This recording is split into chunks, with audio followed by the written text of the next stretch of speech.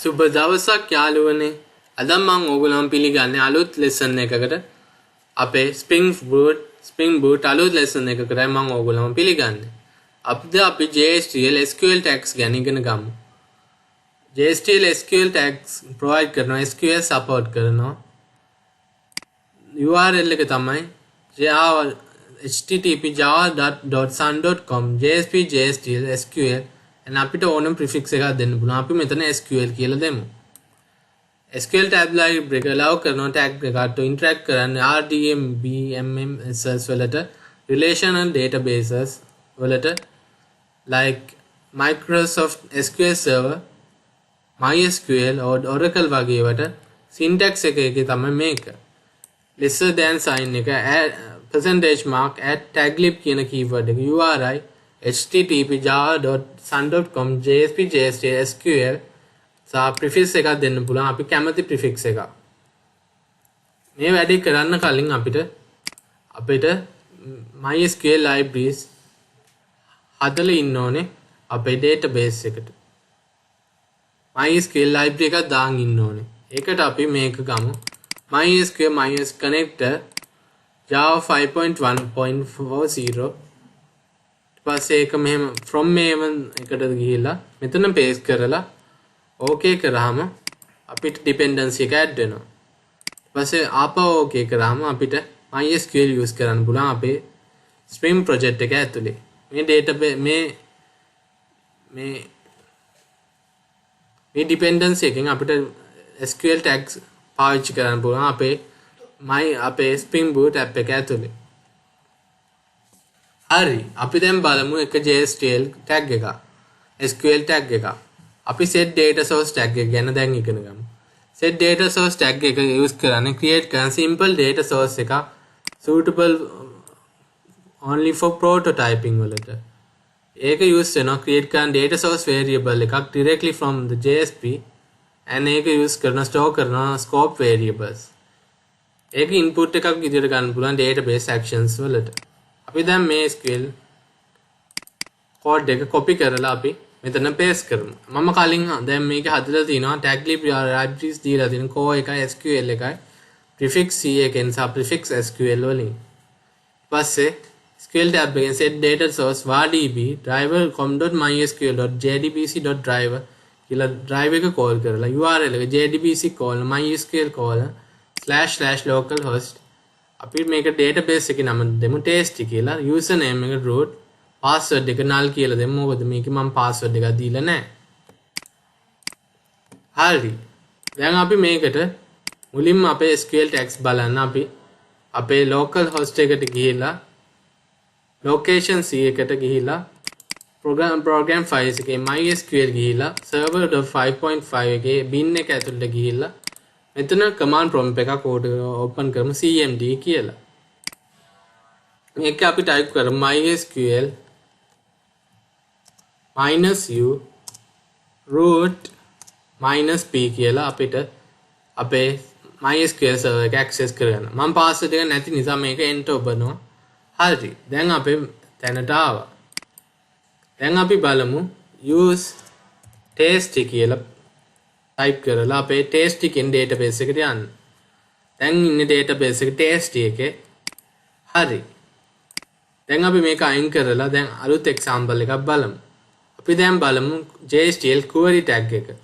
query tag එක use කරන execute කරන SQL query define කරලා තියෙන SQL attributes of body එකක.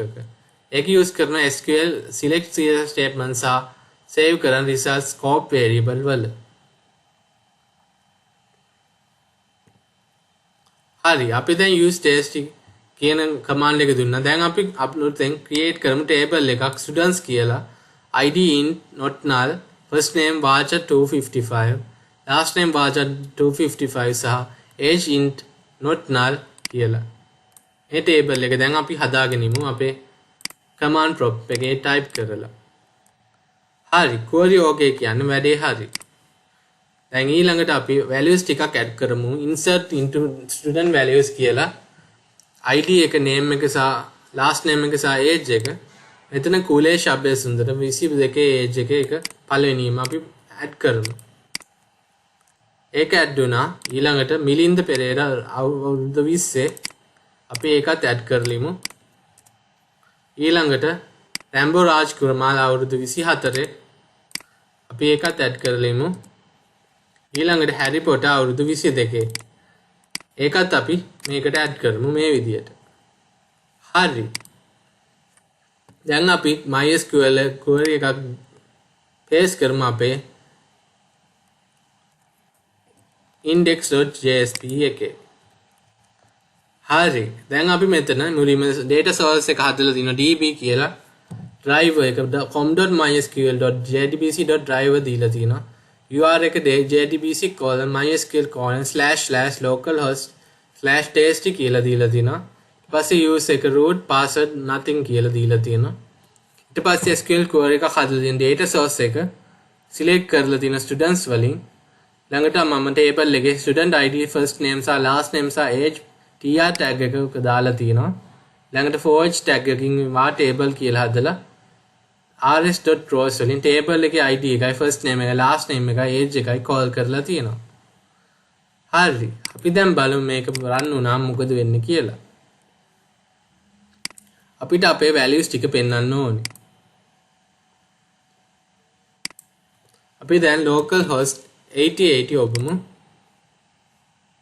අපිට අපේ values ටික ආවා. කුලේෂ්, මිලින්ද, රැම්බෝ, හැරි age එක 22 20 24 22 කියලා ආවා. මේක පුදුමයිනේ යාළුවනේ. මෙහෙම ලස්සන දේවල් අපිටත් SQL tags වලින් කරගන්න පුළුවන් කියලා මතක තියාගන්න. හරි. අපි දැන් ඊළඟ tag එකට යමු. අපි update tag එක බලමු.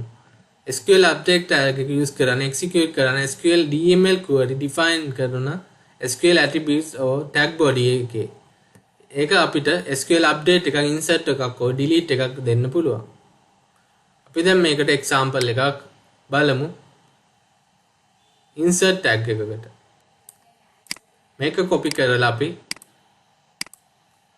අපේ index.jsp එකේ body එක ඇතුලේ paste කරමු. මෙතන මුලින්ම කරලා තියෙන set data source එක හදලා වා db driver com.mysql.jdbc.driver කියලා ඊට පස්සේ URL එක jdbc://localhost:/txt කියලා දීලා තිනවා. ඊට පස්සේ root එක user password එක nothing. ඊළඟට insert update data source කියන update core එකෙන් අපි data source එක update කරලා තිනවා insert into student values කියලා. අපි 154 කියලා අලුත් value එක Robin Hood කියන නමින් වයස 25 දීලා තියෙනවා. ඊළඟට අපි query එකකින් select all from students call කරලා තියෙනවා. ඊළඟ table එකේ tr එක ඇතුලේ table headers දාලා තියෙනවා. student id first name last name සහ age. ඊළඟට for each එකකින් මම iterate කරලා තියෙනවා. table id first name last name සහ age කියන values ටික. හරි. අපි දැන් මේක run කරලා බලමු. අපිට අලුත් value එකක් එන්න ඕනේ 154 කියලා අලුතෙන් 154 Robin Hood age 25 කියලා එන්න ඕනේ. දැන් මේක refresh කරාම අපිට 154 Robin Hood age 25 කියලා ආවා output එක. මේ විදිහට තමයි අපි insert කරන්නේ values අපේ database එකට. දැන් බලමු අපි param tag එක ගැන. param tag එක set කරන parameter values SQL statement එකට. ඒක use කරන්නේ nested update SQL query provide කරලා SQL parameters වලට. null value එකක් ආවොත් value එක set කරනවා SQL null කියලා අපේ value attribute එකට. හරි. අපි දැන් මේකේ example එක copy කරලා paste කරගමු අපේ database එකේ. අපේ index.jsp එකේ ඇත්තටම. එතනින් මේක අයින් කරලා අපි මේක paste කරගමු. දැන් මෙතන data source එක declare කරලා තිනවා db කියලා driver එක com.mysql.jdbc.driver URL එක jdbc://mysql://localhost:/txt database එක දීලා user root password nothing කියලා දීලා තියෙනවා. ඊළඟට අපි set කරලා තිනවා වා student id එකක් 152 කියලා. කියන්නේ අපේ රැම්බෝ රාජ්කුමාර්. ඊට පස්සේ අප්ඩේට් කරලා තියෙන data source එක delete from students where id එක අපි student id එක රාජ් කුමාර්ගේ දීලා තියෙනවා.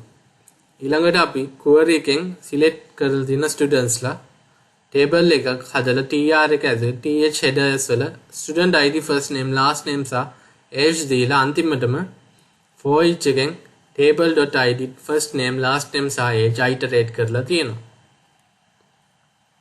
හරි අපි දැන් මේක run කරලා බලමු මොකද වෙන්නේ කියලා.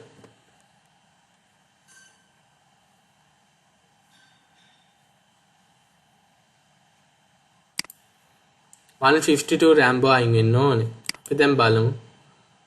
152 Rambo රාජ්කුමාර් අයින් වුණා. ඒ කියන්නේ delete code එක වැඩ කරා කියන එකයි උනේ.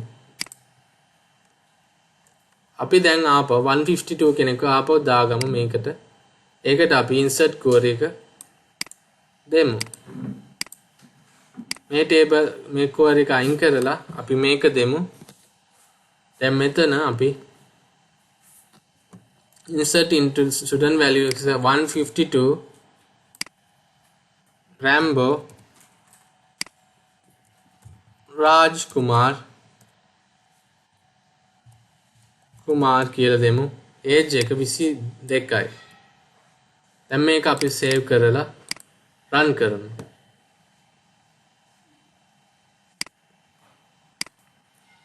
අපිට අලුතෙන් 152 එකක් add වෙන්න ඕනේ. 152 Rambo Rajkumar කියලා අපිට age එක 22 add වුණා. හරි. දැන් අපි ඊළඟ tag එකට ගමන් කරමු.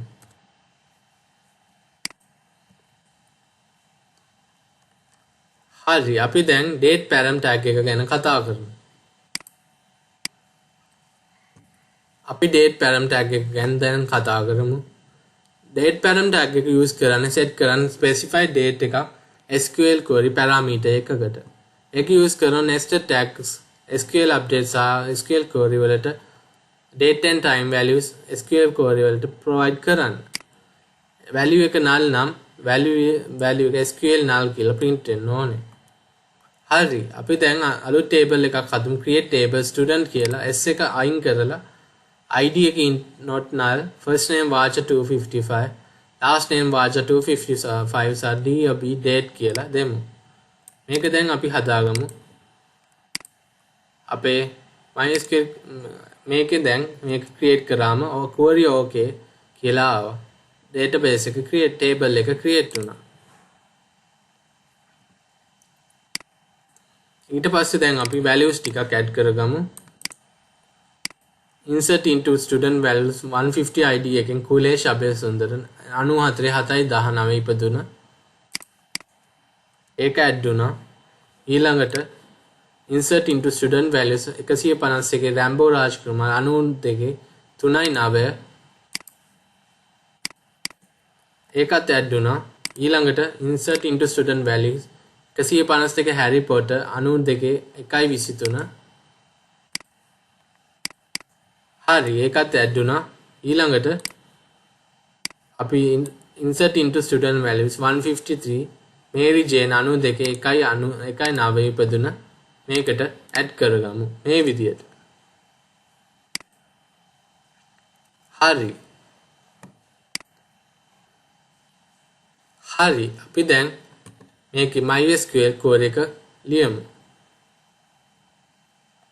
අපි මේක copy කරමු මේ example එක.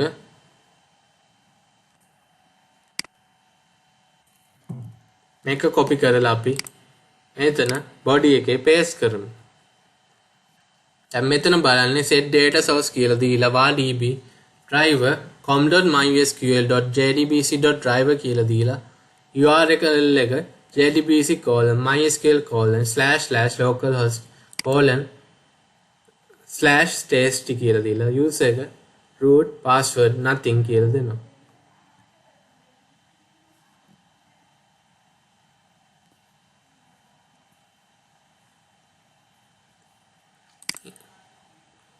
ළඟ date dob එකක් දීලා තියෙන new date 2010-16 int student id 151 කියලා. ඊට පස්සේ update data source එකක් create කරලා තිනවා var count කියලා.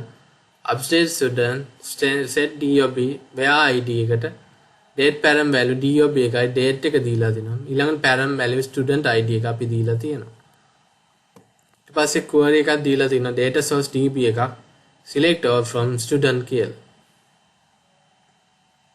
ඊට table එකක් හදලා තියෙනවා tr එකක් දීලා table headers emp id first name last name සහ DOB දීලා තියෙනවා. පස්සේ for each tag එකකින් var variable එකක් හදලා table කියලා ඒකේ items වලට අපේ rs.rows දීලා තියෙනවා. ළඟට tr tag එක ඇතුලේ td tags ඇතුලේ out කරලා තියෙනවා table.id table.first name table.last name සහ table.dob කියන එක. හරි. අපි දැන් මේක run කරලා බලමු මොකද වෙන්නේ කියලා.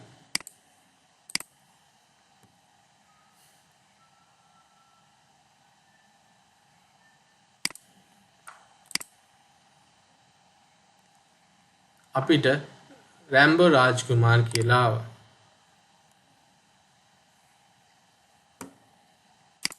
අපිට ආවා emp id first name last name සහ DOB එක. මේ සැරේ DOB date of birth එක 94/7/19 කුලේෂ්ගේ රැම්බෝ රාජ්කුමාර් 2010 හැරි පොටර්ගේ 92/1/23 මේරි ජේන්ගේ 92/1/9 කියලා date of birth ටික print වුණා අපේ table එකේ. හරි. අපි දැන් බලමු ඊළඟ tag එක. දැන් අපි බලමු transaction tag එක ගැන. transaction tag එක use කරන්නේ transaction management එකට. ඒක use කරන group කරන්නේ multiple SQL updates common transaction එකකට. අපි multiple SQL query single transaction එක කරනකොට database එක hit කරන්නේ එක සැරයක් විතරයි. ඒක use කරන ensure කරන්න database modifications perform වෙනවා කියලා nested actions වලට roll back කරනවා commit කරන්න බැරුව. හරි. අපි දැන් මේ example එකක් බලමු මේකට. අන්තිම example එක බලමු අපේ database SQL tags වලට. අපි මේක copy කරමු. ඊට පස්සේ අපි දැන් මේක paste කරමු.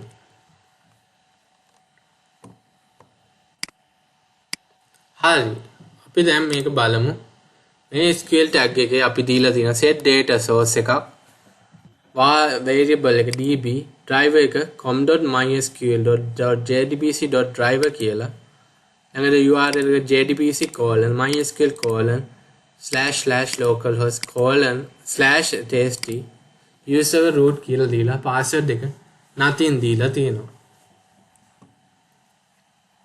ඊළඟට අපි date එකක් හදලා තියෙනවා 2010 int student id එක 151 කියලා.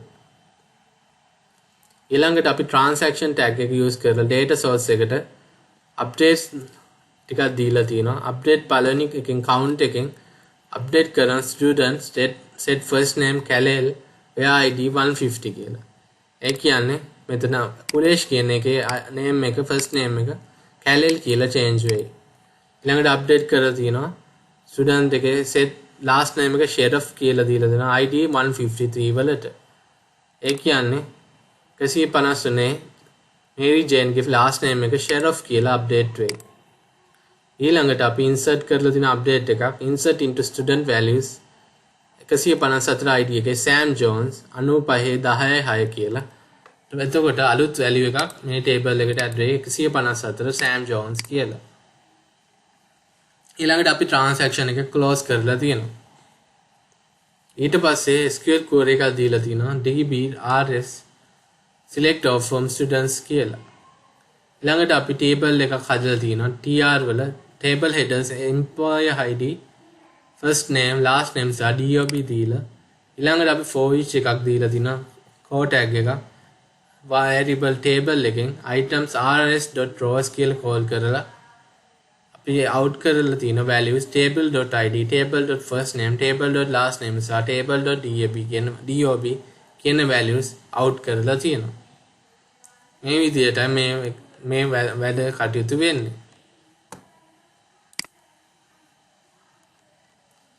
හරි අපි දැන් මේක run කරලා බලමු මොකද වෙන්නේ කියලා.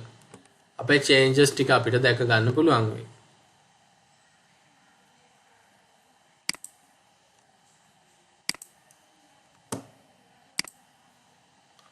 හරි දැන් refresh කරමු page එක. collation එක කැලෑල් වුණා. මේරි ජේන් වෙනකොට මේරි ෂෙරෆ් වුණා. අලුත් රෙකෝඩ් එකක් ඇදුණා 154 employee ID එකෙන් Sam Jones last name එක 9510 කියලා අපිට ඇඩ් වුණා. හරි මේ විදිහට තමයි අපි transaction tag එකත් එක්ක වැඩ කරන්නේ. හරි අපි මෙතකන් ඉගෙන ගත්ත අලුත් tag ටිකක් SQL tags ටිකක් අපි මුලින්ම ඉගෙන ගත්තා SQL set data source tag එක. ඒකෙන් data source එක declare කරනවා. ඊළඟට SQL query tag එකෙන් SQL queries use කරන්න පුළුවන්. ඊට පස්සේ අපි SQL update tag එක ඉගෙන ගත්තා. update කරන්න SQL queries ගොඩක් දීලා ඊළඟට අපි ඉගෙන ගත්තා param tag එක. ඒකෙන් parameters SQL වල දීලා ඒවා වෙනස් කරගන්න, update කරන්න සහ query කරන්න දෙන්න පුළුවන්. ඊළඟට අපි ඉගෙන ගත්තා date param tag එක. මේකෙන් date param එකක් දෙන්න පුළුවන් අපිට update query කරගන්න. ඊට පස්සේ අපි ඉගෙන ගත්තා transaction tag එක ගැන. අන්තිම tag එක transaction tag එක. මේකෙන් වෙන්නේ transaction management එක. මේක multiple updates එක transaction එකකින් කරන එකයි කරන්නේ. මේක group කරන multiple SQL queries single transaction එකකින් database එකට hit කරනවා එක සැරේම. ඒක ensure කරන database modifications perform වෙනවද කියලා nested actions roll back කරන්න නැතුව commit කරනවා. හරි.